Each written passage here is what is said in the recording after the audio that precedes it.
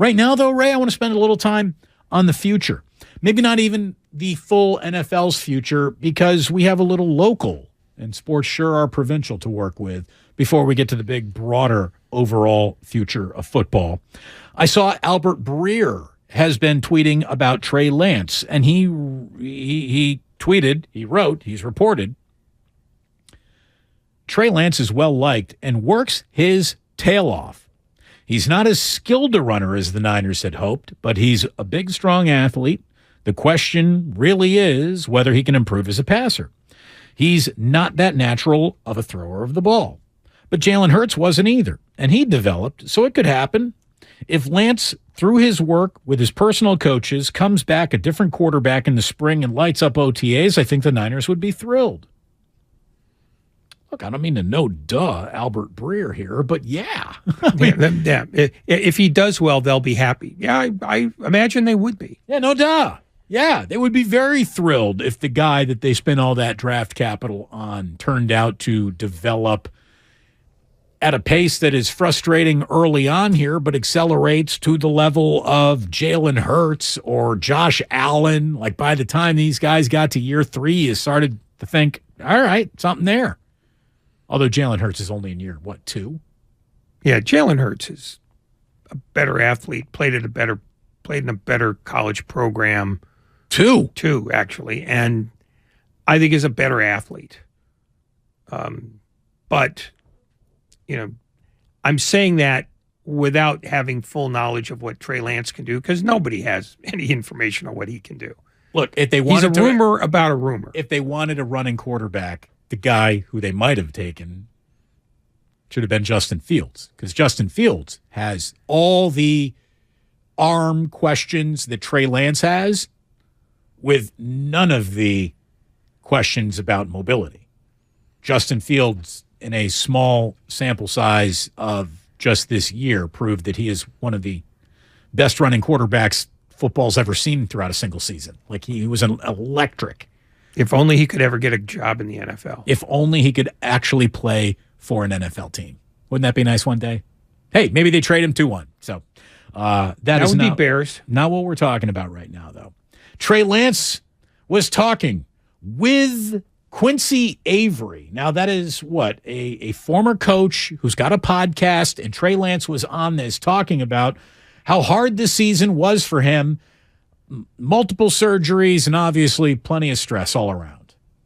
It's been hard. There's days where it is really hard, especially being on the training table so much this year. It was hard some days to stay locked in and kind of see the light at the end of the tunnel, honestly, especially knowing, after my first surgery, getting to that point where I know I'm going to have a second surgery. I'd say that was probably the hardest stretch of just from a motivation physically standpoint. My mindset is obviously I want to get as ready as I possibly can and get my body, I was full lifting, lower body squats, everything like that. Just some little stuff from a balance and running and single leg standpoint that I just couldn't get past, the little checkpoints that I couldn't get past. I knew I got through the second surgery. That was the hardest. But I started working with one person specifically, kind of a mental health / mental clarity coach, I guess you could call him. And that was the biggest thing for me. Hey, sports psychologists dot the landscape right now. And if you're, at a stressful point, which obviously he's been through in his career, figuring it out, getting right in between your ears sounds like a good idea. Getting right with that arm, which, remember, Ray, going into last year, there was talk of fatigue. Remember that old chestnut? Yeah. Well, he talked about that on this podcast. I started throwing in May because I was rehabbing my hip. So that was when I started getting the ball back in my hand in May. So I threw from May 2020 all the way through that year, draft prep, get drafted the next April. So at that point, I had been throwing for a year straight and then go through that whole season until the next January. So I'd say probably, about 20 months straight of throwing, like I said, probably a week off in there. Maybe I don't even know if I took a whole week between that whole time, but through that whole season, I threw for probably 20 months straight. All right. Well, sounds like he needs a little load management. Look, if that is what caused the still not even technically confirmed rumor of arm fatigue, but I guess he just kind of said, yeah, my arm was a little tired right there. But I never thought that it was going to be a difference or a fork in the road of who he might be as a quarterback. I don't think any element of Trey Lance's physical anything is going to determine whether or not he's going to be a successful quarterback. As a matter of fact, I think when you look at him physically, there's nothing but promise of a successful NFL quarterback there. The question is, can he see the field? Can he deliver the ball? Is he comfortable the way that Brock Purdy, who doesn't have the physicals, had a level of seeing what needed to be done in this offense and just reading and reacting quickly because of all the live football reps he had taken in college that he hadn't had. Trey Lance's problems aren't his body, his kinesiology, the way that he moves, the way that he throws. Trey Lance's problems are he hasn't done it enough. There's still a question about the accuracy of his arm. I mean, Breer sort of referred to that. And I think we don't actually know how complete a quarterback Lance is. And I'm not trying to basically spit in the soup bucket, but he is at a stage now where he's going to be a rookie for the third straight year.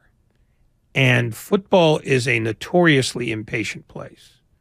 And the 49ers are going to be particularly impatient because their Super Bowl window or Super Bowl contender window may not stay open that much longer.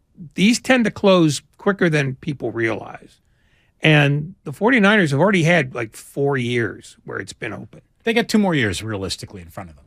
Maybe they only have the one. Right. And I think Kyle Shanahan's decision is not going to be about anything other than what gets me closest, fastest.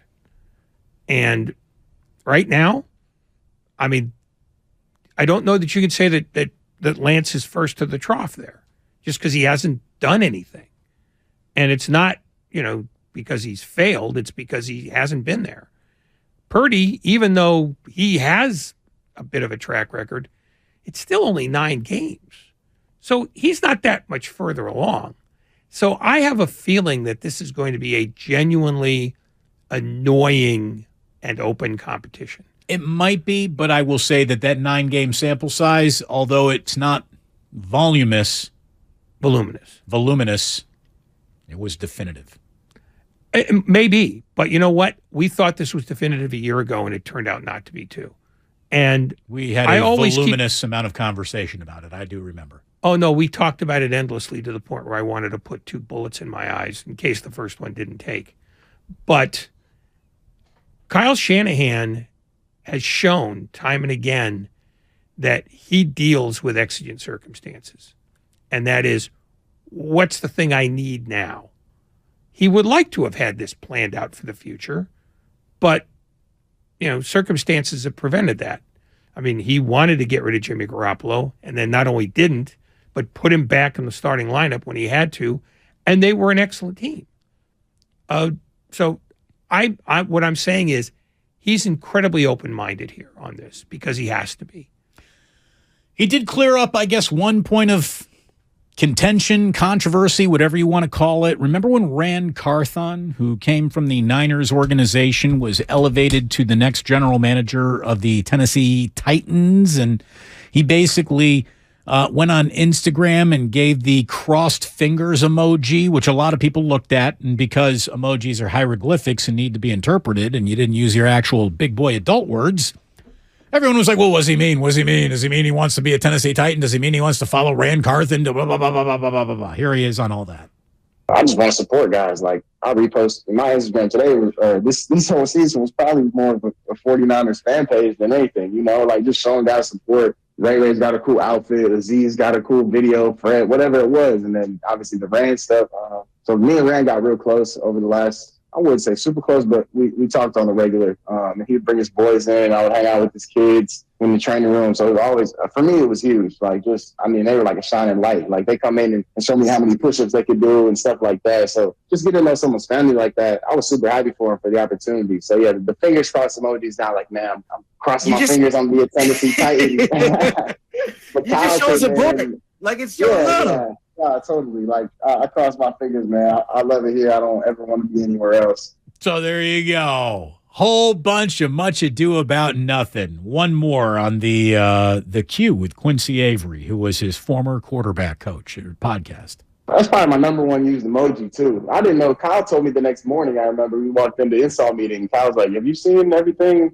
People saying we're going to the Titans and stuff. I'm like, I'm like, man, what are you talking about? And he's like, I just saw it. He's like, this people talking crazy. People don't know what they're talking about, whatever. He's like, I just thought it was funny. Yeah, I'm sure Kyle thought it was funny. Look, hey, man, when you leave a door cracked open for people to interpret things their own way, it's exactly what's going to happen.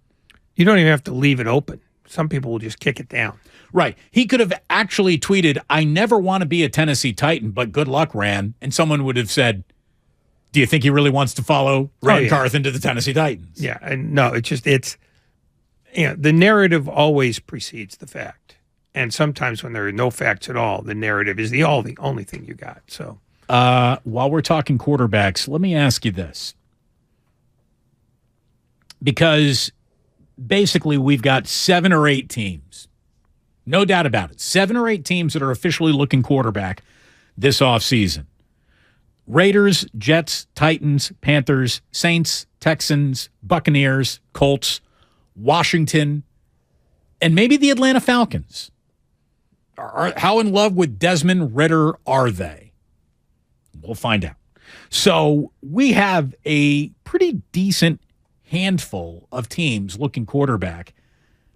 And Ray, it's an offseason where we got a decent handful of quarterbacks looking for teams. Derek Carr, obviously, remove him from the Raiders equation. What do you got? It's going to be fascinating to find out. Aaron Rodgers, when he removes himself from the dark room, what decision does he make? And where would he land? What's that look like?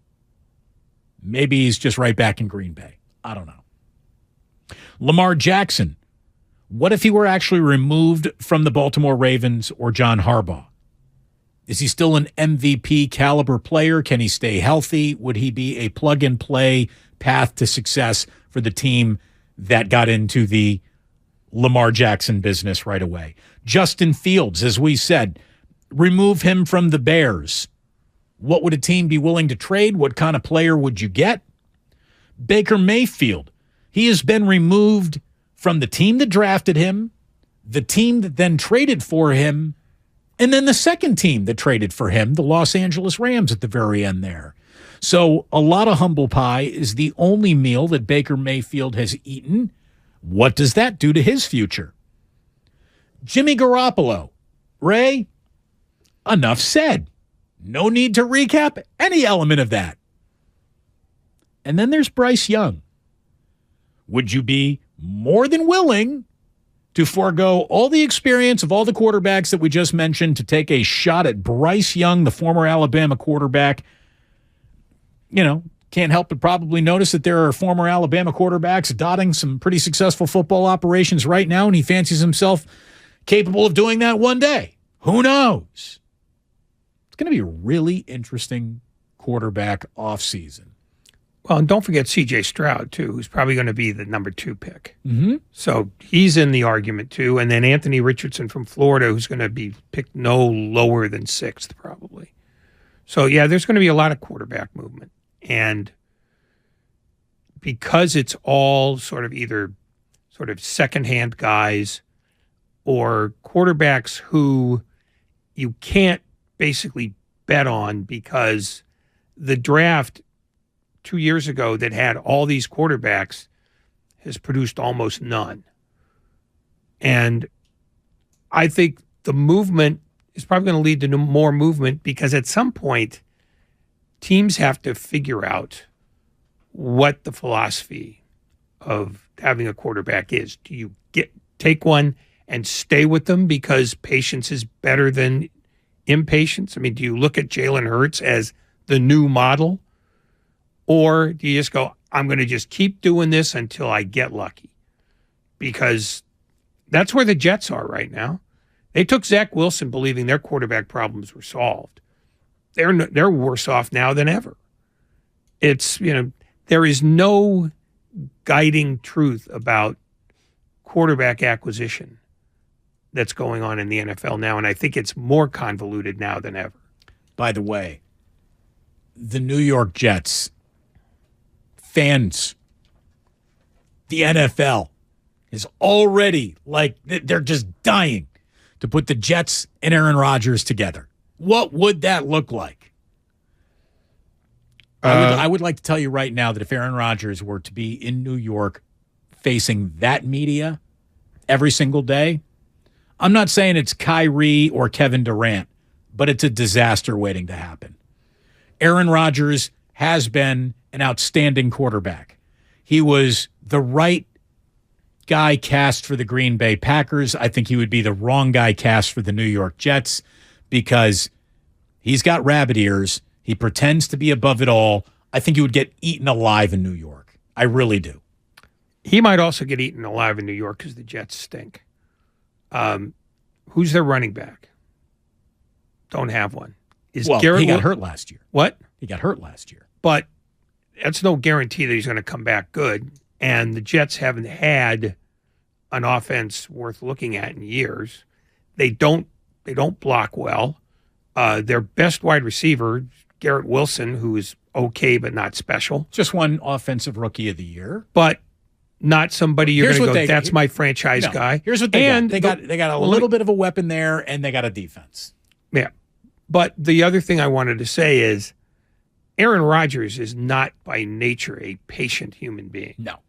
And if you have even young talent, which I don't think they have a lot of on that side of the ball, his withering glance is going to make that just another hellscape. I think the Jets is a terrible place just in terms of football. I mean, never mind the media. I mean, they can make noise, but at this point, Aaron Rodgers gets noise on a national level. I mean, it's not like he's sequestered in Green Bay. He doesn't like the guys in Green Bay either. This is a media problem that Aaron Rodgers has created that he would have even if he went to Jacksonville.